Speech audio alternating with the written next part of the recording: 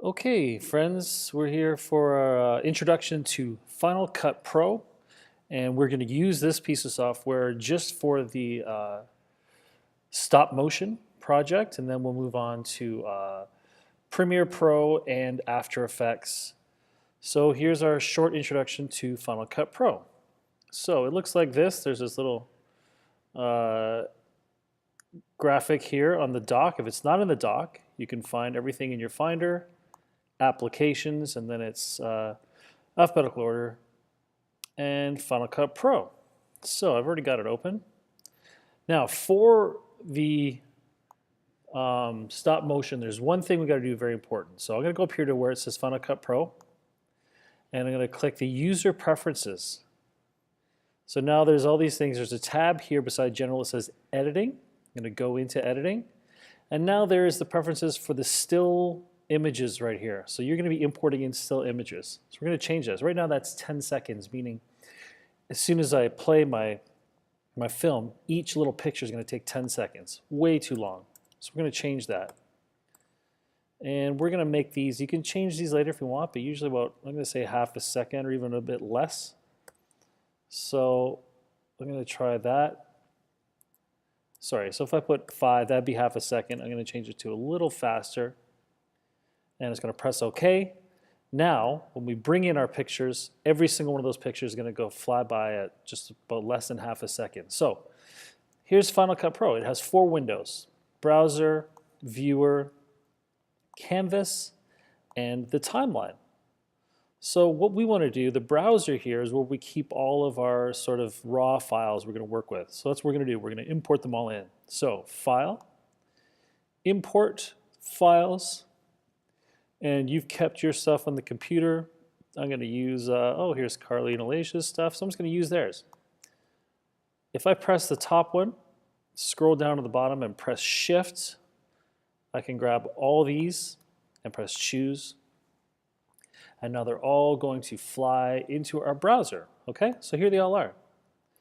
Now, if I double click on the side of the image there, that square thing, if I double click it, it's going to open up in my viewer so I can see what that picture is. Okay, so the viewer does many things, but for right now, it's a visual representation of what's happening in our browser.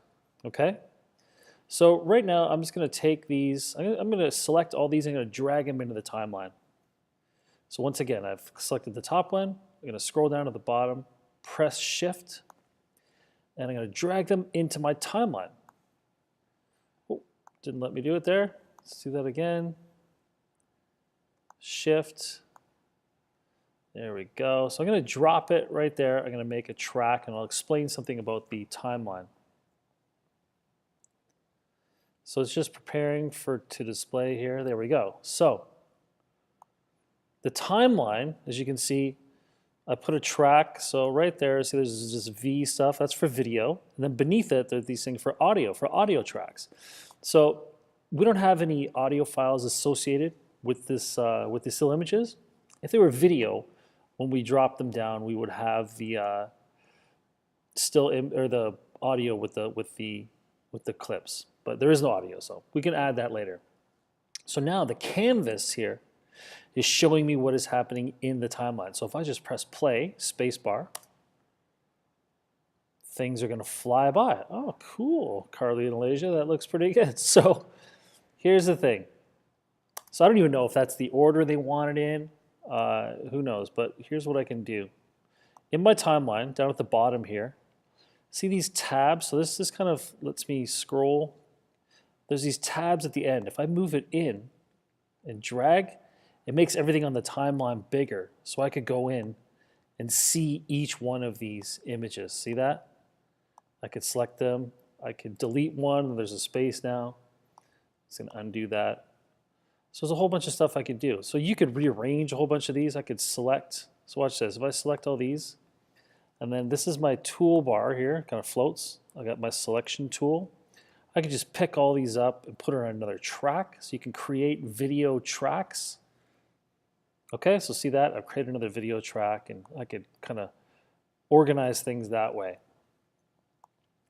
So I'm going to apply a filter to these just so we can see something here. I'm going to select just these 3 here.